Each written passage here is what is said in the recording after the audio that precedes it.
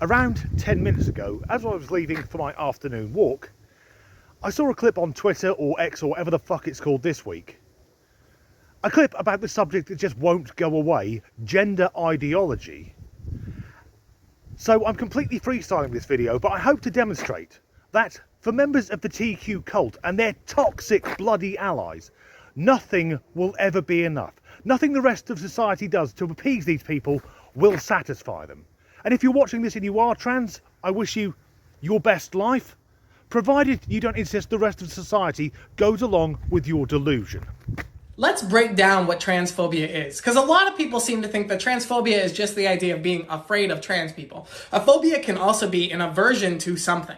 So if you don't want to be around, like, date or whatever trans people, solely because they are trans, you have an aversion to them being trans, which is a phobia. To be transphobic doesn't mean that you have to be hateful, aggressive in any way. It just means that you are averting yourself from those people. So the next time you may sit there and say to yourself, I'm not transphobic, I just don't think trans people exist. I'll be nice to trans people, I just don't believe in their cause. I'm not going to bully someone who is trans, but I'm also not going to promote their cause. These are all different ways to have an aversion to someone who is trans without directly being mean or aggressive towards them. You could be the nicest person on the planet who does nothing to harm anybody around you and still be transphobic. And it's your job to dive deep into your psyche and find out why you have that aversion in the first place. Where is it rooted? Simple as that. So that was a man with breast implants wearing women's clothing and using a shitload of Snapchat filters to present an argument which I intend to utterly destroy.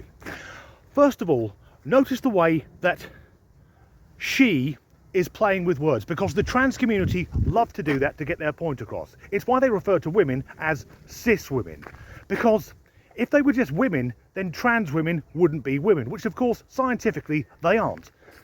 But if we call females cis women, you can have cis women and trans women, and both are women. So the definition in the dictionary of a phobia, an irrational fear or aversion.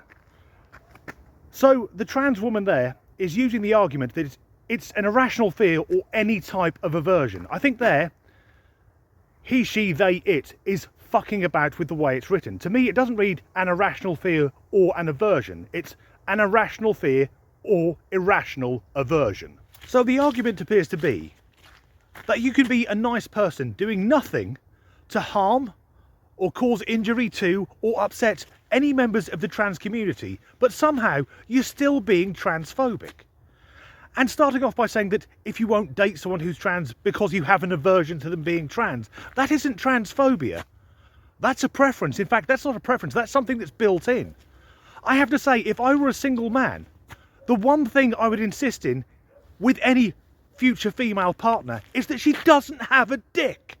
Because I'm heterosexual, yet homosexual men don't often find trans women attractive either. Virtually no one does.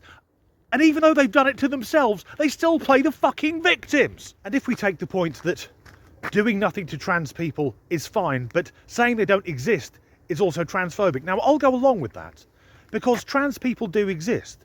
It's just they're lying about what they are, but somehow expect the rest of us to go along with it. So if you believe the evidence of your own eyes, apparently that's also transphobia. And of course the onus is on us, the rest of society. What is wrong with our psyches that we're being transphobic even when we're not even thinking about trans people? Because we're not promoting their cause 24/7. There are many causes I don't promote 24/7 because for most of the time I don't fucking think about them. Like I said, nothing will ever be enough. And let's be clear, this is the most protected and privileged group within Western society. They are untouchable.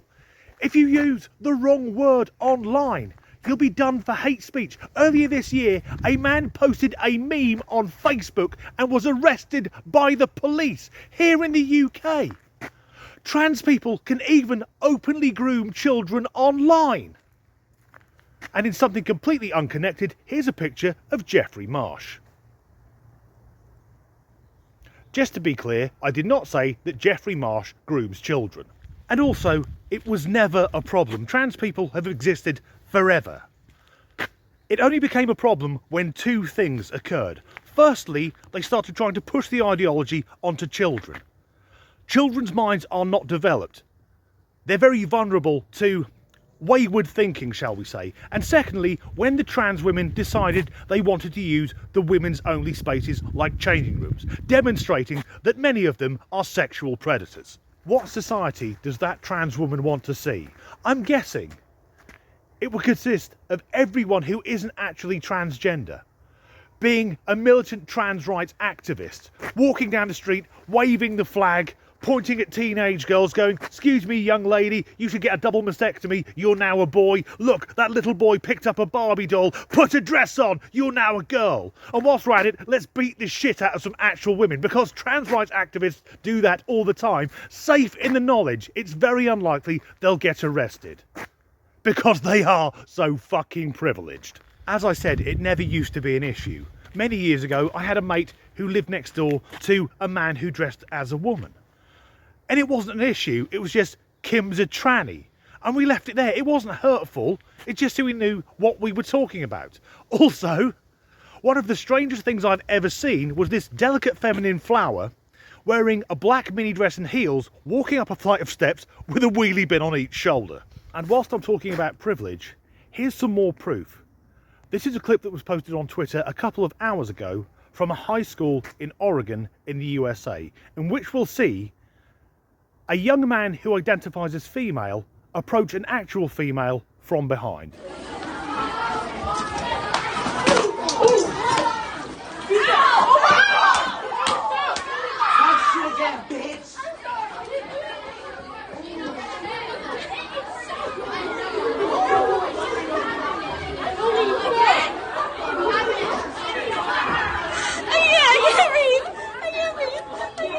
So I should point out that in Oregon, transgenderism is actively encouraged within the education system. Trans-identifying males, or males pretending to be females, are allowed to use girls' toilets and changing rooms. And as every sensible person knows, in general, males are larger and stronger than females. And we saw that demonstrated there. Not only that, that was pre-planned because it was recorded. That trans individual planned to beat the shit out of that girl and then put the footage online, safe in the knowledge that he, because that's what he is unlikely to be arrested. But they say they're repressed. But I think I've come up with a way to gently push back. And again, if you're trans and you're watching this and you're just living your own life, you go for it, you're not hurting anyone. But these aggressive types, whether you meet them in person or if they're posting endlessly on TikTok, I think to put them in their place, we need to bring back some older British terms used to refer to men. Oh, you don't know my struggle, being a trans woman, living with the trans genocide and the constant transphobia, with only my ability to get anyone arrested or cancelled online to fall back on. You don't know my struggles. Oi, oi, Chief, how's it going? Sorry you're feeling so down, mate. Mind you, I like what you got going on with the stubble. Looks quite butch there, cocker. Anyway, what might cheer you up? How about a game of rugby? Looking at the build of you, you look like a scrum half. Anyway, can't stop, I'm going to go pervert some birds. Way! Yes, let's know trans women know that we know that they're men. And not everything has to be about them 24/7. As ever, thanks for watching.